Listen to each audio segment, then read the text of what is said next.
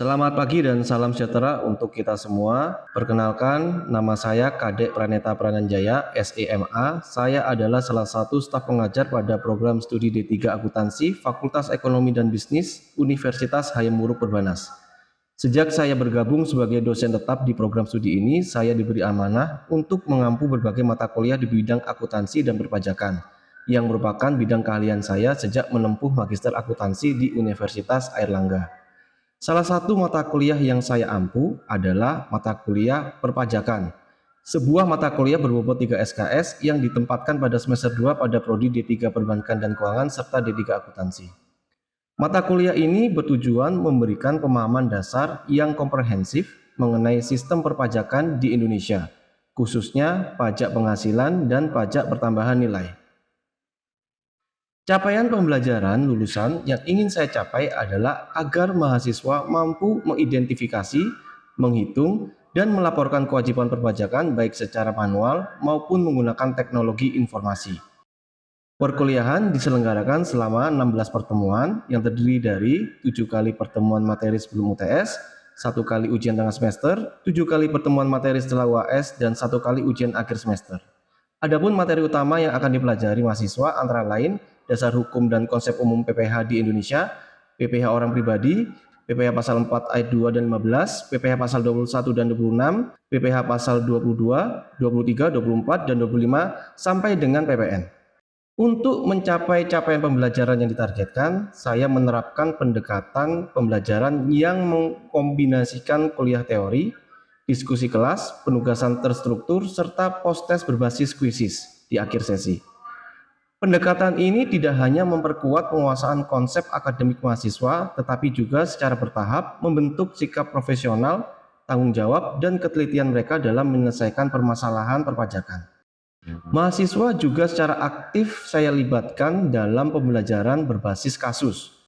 Mereka diberi kesempatan secara bergilir untuk menjadi pembahas soal, kemudian dilanjutkan dengan diskusi kelas yang terbuka dan terarah. Strategi ini saya gunakan untuk melatih kepercayaan diri, kemampuan komunikasi profesional, serta logika berpikir kritis mereka. Sebagai bagian dari inovasi, saya tidak hanya menampilkan konsep dan regulasi perpajakan secara teoritis, tetapi juga secara konsisten menekankan pendekatan praktikal dalam setiap penyampaian materi. Setiap kali memperkenalkan konsep baru, saya langsung mengkaitkan dengan soal-soal perhitungan dan kasus nyata yang relevan. Pembahasan soal dilakukan secara bertahap dan terstruktur di depan kelas agar mahasiswa dapat mengikuti logika perhitungannya dengan jelas dan sistematis. Selain itu, sebagai bentuk evaluasi formatif, di akhir setiap sesi saya juga menyelenggarakan post-test interaktif berbasis platform Quizzes. Inisiatif ini berangkat dari hasil evaluasi sebelumnya di mana mahasiswa cenderung mengalami kesulitan memahami materi secara cepat dan nilai kuis belum mencapai hasil yang memuaskan.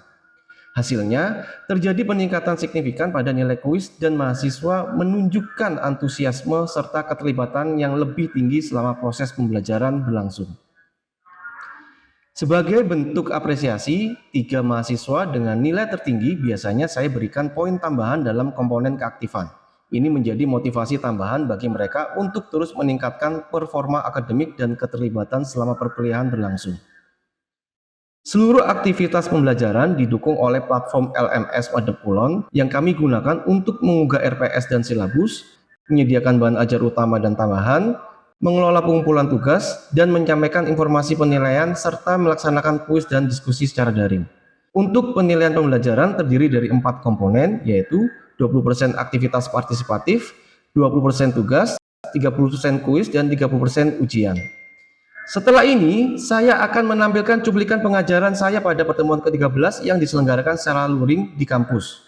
Pada sesi tersebut, membahas topik pajak pertambahan nilai berdasarkan buku perpajakan, PPh dan PPN berdasarkan peraturan perpajakan terbaru karya Kautsar Rizal Zalman dengan pembahasan mencakup ketentuan umum PPN menurut regulasi terbaru, mekanisme perhitungan PPN keluaran dan PPN masukan, serta penerapannya dalam berbagai transaksi bisnis khususnya di sektor perdagangan dan jasa. Oke, selamat siang semuanya. Nah, hari ini kita bertemu kembali di mata kuliah perpajakan di materi di pertemuan ke-13. materi hari ini adalah kita akan membahas terkait dengan pajak pertambahan nilai atau yang biasa kita sebut dikenal di masyarakat itu adalah PPN. Ya.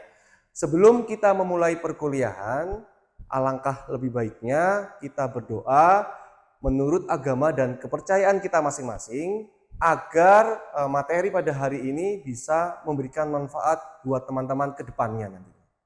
Baik, berdoa mulai. Doa selesai. Sebelum kita memulai perkuliahan hari ini, saya mengingatkan kepada rekan-rekan sekalian untuk melihat kembali rencana pembelajaran semester kita. Ya, rencana pembelajaran semester kita ini sudah sangat jelas materi yang akan kita gunakan. Ya, metode apa yang kita gunakan. Jadi di pertemuan ke-13 ini kita nanti akan membahas terkait dengan materi PPN. Ya, jadi untuk di kelas perpajakan ini kita adalah mempelajari terkait dengan perpajakan yang ada di Indonesia. Kenapa harus dipelajari? Supaya teman-teman ini nantinya menjadi orang-orang yang patuh terhadap perpajakan. Tahu menghitung pajaknya.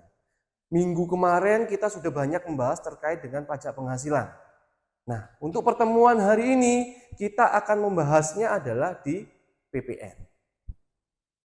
Oke. Nah, sekarang kita akan langsung saja membahas pada materi PPN, ya. Baik, materi PPN. Siapa yang di sini sudah pernah mendengar yang namanya PPN? Pernah nggak mendengar PPN? Ketika apa kalian mendengar PPN itu? Belanja di mana? Indomaret. Terus selain di Indomaret, di mana lagi? Makan di gacoan. Terus ada lagi PPN? Restoran. Makan di restoran. Oke. Kita lihat di slide selanjutnya. Lihat gambar ini, ada dua gambar. Gambar nota ya. Nota yang nomor 1, nota yang nomor 2. Nota yang nomor 1 dan nota nomor 2, manakah yang ini dikenakan PPN? Dua-duanya. Ada yang berpendapat lain? Sebelah kiri aja ya Rika. Yang lain ada lagi? Sebelah kanan. Yang ini PPN. Baik.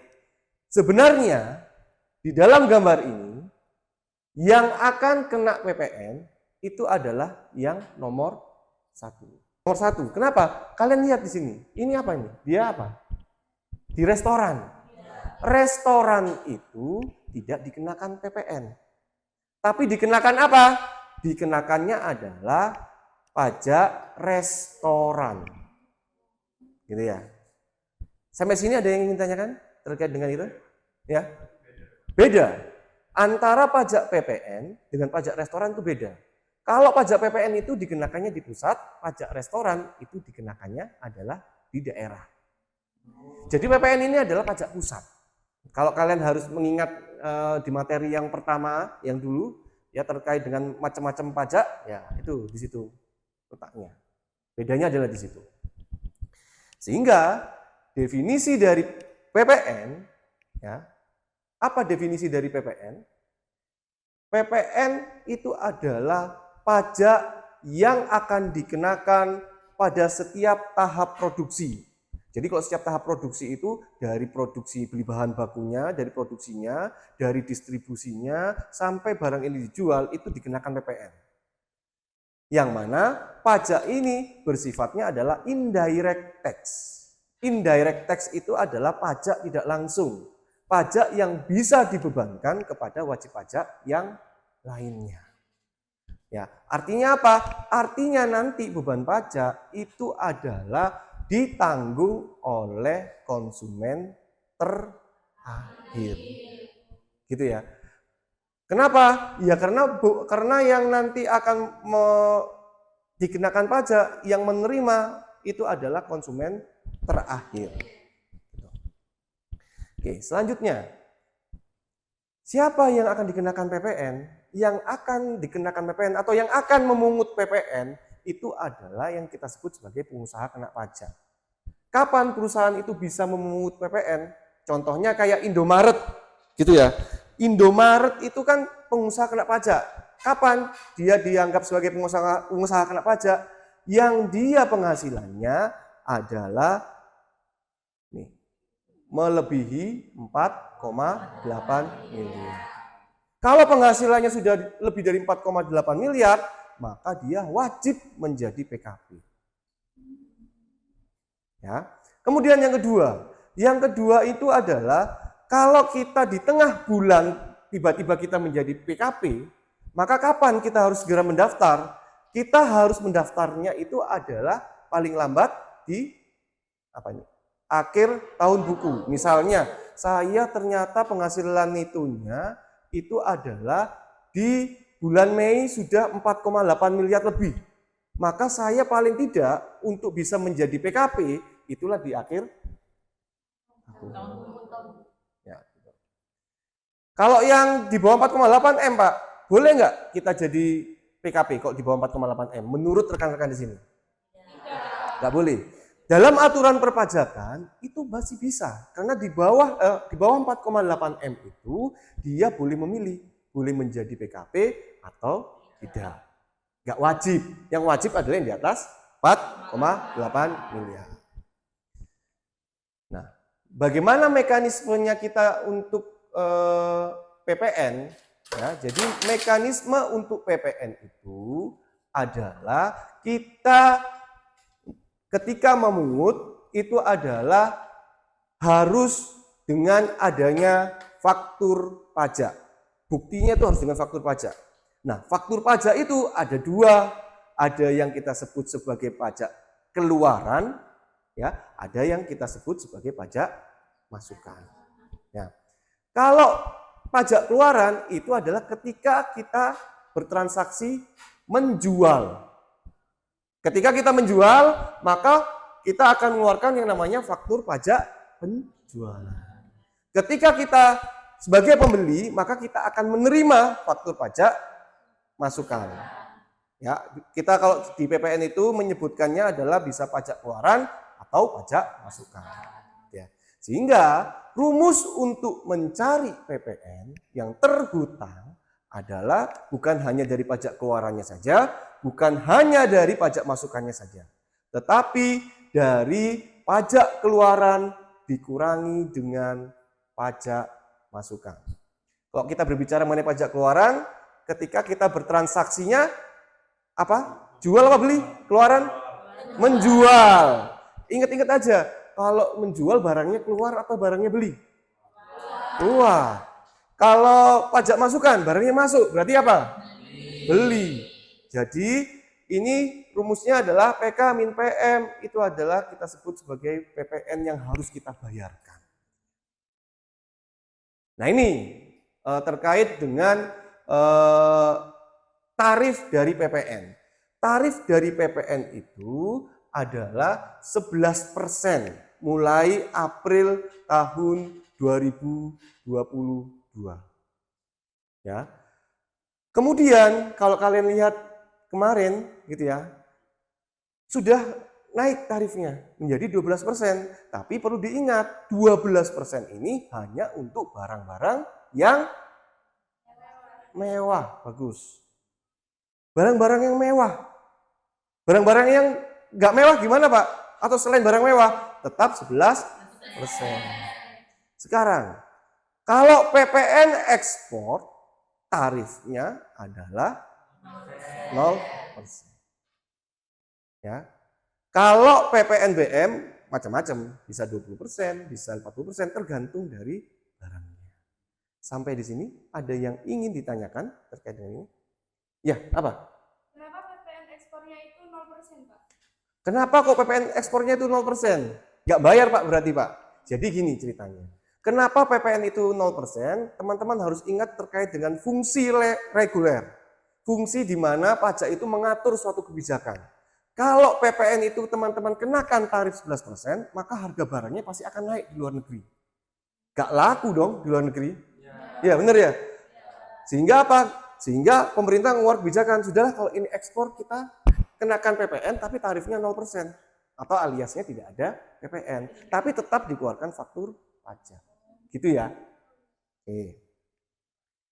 Nah, ini gimana contoh perhitungannya? Jadi, ada PT ABC bergerak di bidang distributor alat listrik.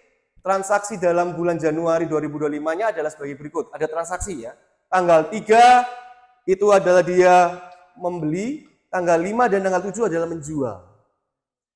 Pertanyaannya adalah, berapakah pajak keluaran, berapakah pajak masukannya, dan itulah PPN terhutangnya. Kalau ada soal seperti ini, teman-teman harus mengklasifikasikan terlebih dahulu mana yang pajak keluaran dan yang mana pajak masukan. Sekarang saya tanya pada rekan-rekan yang ada di sini. Berapa pajak keluaran? Yang mana saja yang pajak keluaran? Ada yang tahu? Ya, Cynthia? Kenapa kok tanggal 5 sama tanggal 7, Sin?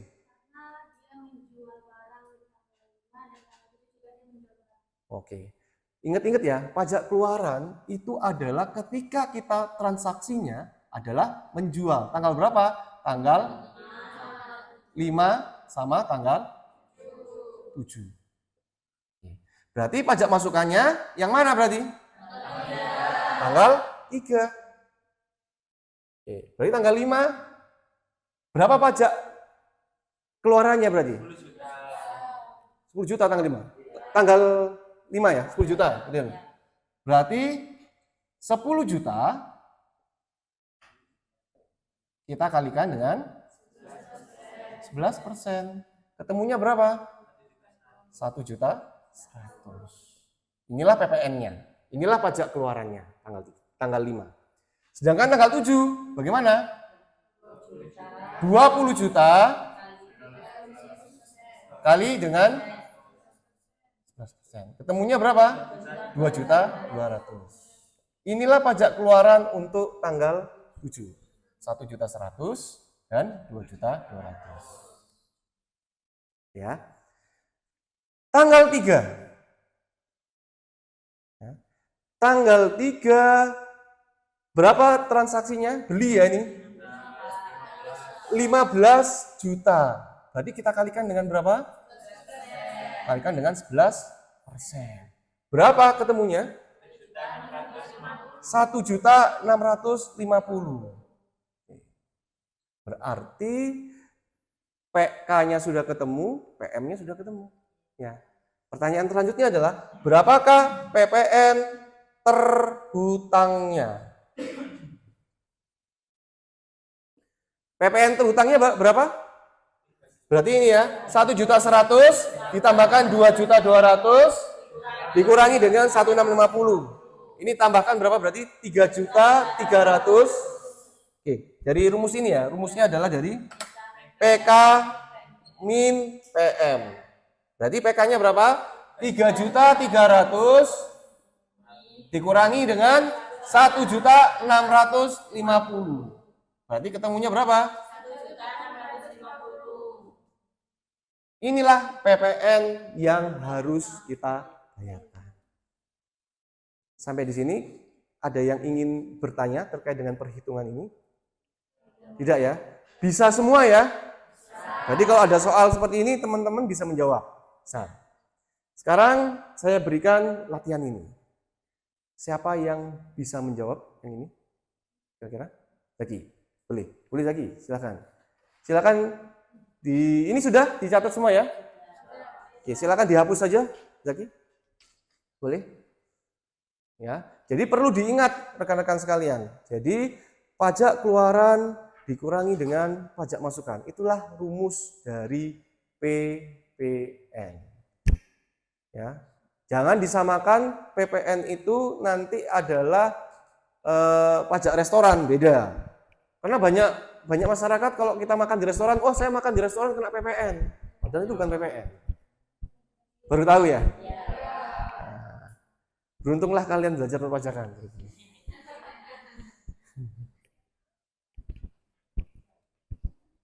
Pak, berarti PPN itu rugi Pak ya, kita bayarnya nambah.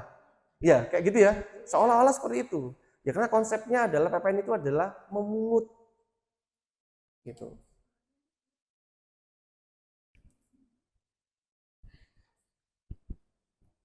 Membelinya 50 juta, menjualnya 40 juta. Nah, gimana? Ini apanya? Pajak keluarannya. Sekalian pajak masukannya? Boleh? Sama PPN terhutangnya? Sekalian saja. Berarti pajak masukannya yang mana berarti? Yang tanggal 2, Pak. Tanggal 2. Yang membeli. Ingat-ingat aja, barangnya masuk itu adalah pajak. Gampang kok PPN itu. Rumusnya PK dikurangi dengan PN. Tapi perlu diingat teman-teman, kalau PPN itu kita belanja di Indomaret, tidak semua barang itu dikenakan PPN. Kenapa? Kayak bahan-bahan kebutuhan pokok itu nggak kena PPN.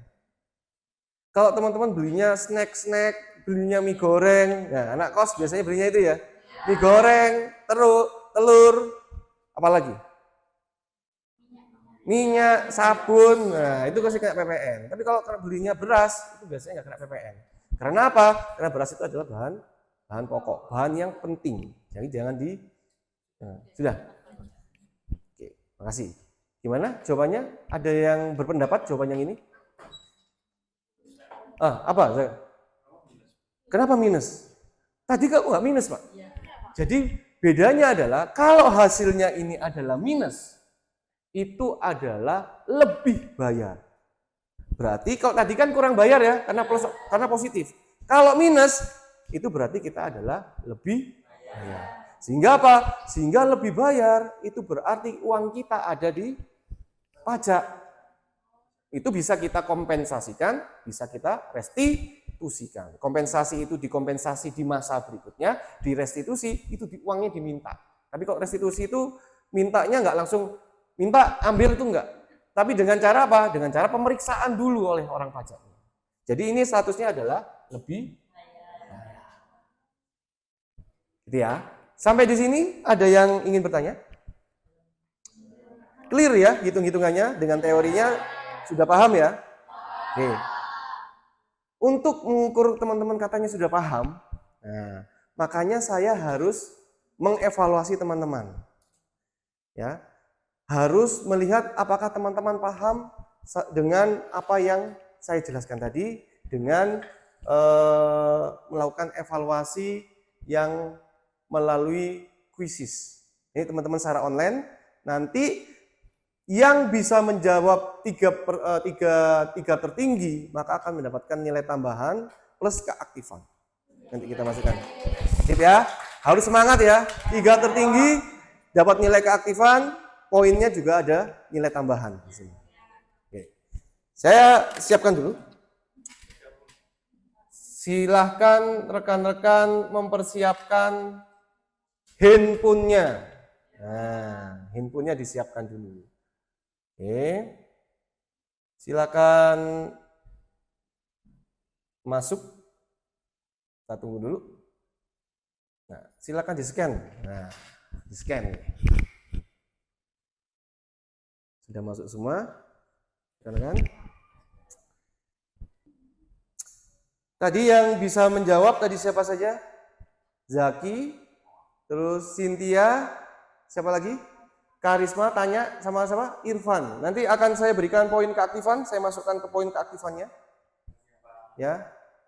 Nanti teman-teman yang bisa menjawab 3 tertinggi dapat poin keaktifan lagi. Oke, gitu. Sudah semua ya? Saya mulai. Oke. Silakan konsentrasi, dijawab. Langsung dijawab. Sudah ya? Oke, saya N ya. Kita lihat siapa posisi tertinggi, 3 tertinggi. Wih. Andre, mana Andre? Ya, Andre nomor 1 ya, dapat poin aktifan. Oke. Wah, bagus. Kelas akurasinya 96%. Artinya teman-teman di sini adalah memahami terkait dengan apa yang saya jelaskan. Saya akan mencoba untuk membahas ya, satu persatu. Review question-nya. Yang ini, PPN merupakan jenis pajak? Tidak langsung. Indirect tax. Tadi di PPT dijelaskan adalah indirect tax. Tidak langsung. Oke, selanjutnya. Kegiatan berikut yang dikenakan PPN meskipun bukan dilakukan oleh PKP adalah transaksi apa? Impor BKP. Jadi kalau impor itu nggak harus jadi PKP. Boleh, nggak harus jadi PKP. Kalau yang lainnya harus jadi PKP dulu, baru bisa memungut PPN. Oke, lanjut. PT Sinar Baru transaksi sama Januari, membelinya 40 juta, menjualnya adalah 60 juta. Berarti PPN yang harus dibayar 2 juta.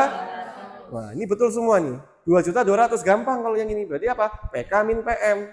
PK-nya dari 60 juta dikalikan 11%, dikurangi 40 juta kalikan 11%. Jadi 60 juta kali 11%, 6 juta 600.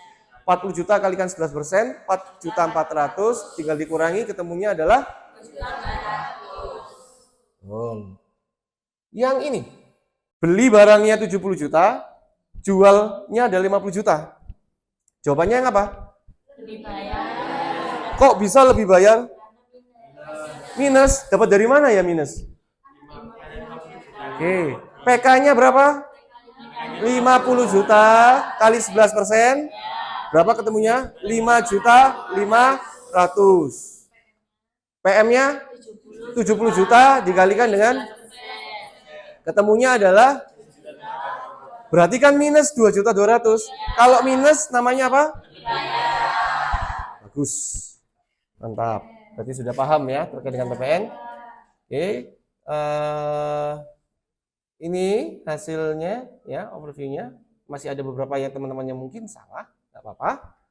Yang penting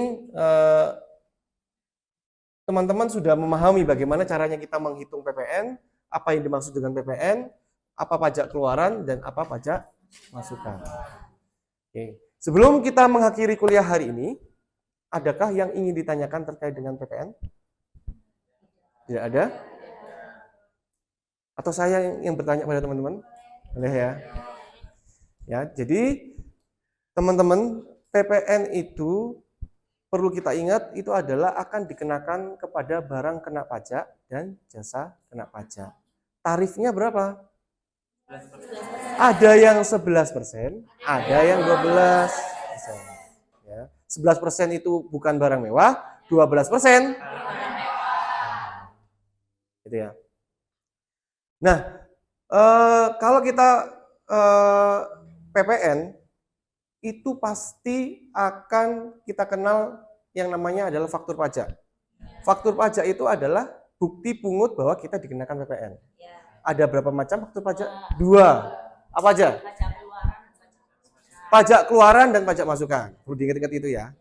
Sehingga rumus untuk PPN terhutangnya, cara nyarinya? Oke, kalau begitu, karena teman-teman di sini sudah memahami terkait dengan PPN, maka kuliah bisa saya tutup. Tadi kita buka dengan doa, maka kita akhiri harus dengan berdoa. Oke ya. Baik, sebelum kita mengakhiri, marilah kita berdoa. Berdoa, saya persilahkan. Berdoa, selesai. Baik, teman-teman bisa meninggalkan kelas sampai kita ketemu di minggu depan. Oh iya, tunggu dulu. Sebelum saya akhiri, ada tugas yang perlu teman-teman kerjakan. Ya. Tenang. Tugasnya adalah tugasnya sudah saya masukkan di Learning Management System. Ya, di Learning Management System ini ada tugas resum. Resum ini mohon untuk resum materi hari ini. Jadi teman-teman menulis atau membuat resum materi hari ini. Kemudian ada tugas soal di sini. Silakan nanti tugas soal ini dikerjakan. Deadline-nya minggu depan. Sebelum minggu depan ini sudah dimasukkan. Bisa ya? Deadline-nya minggu depan. Nah, ini soalnya. Silakan nanti dikerjakan di rumah ya, dihitung berapa PPN yang harus dibayarkan. Oke, sudah beres semua. Kalau tidak ada pertanyaan, saya akhiri. Sampai ketemu lagi minggu depan di materi selanjutnya.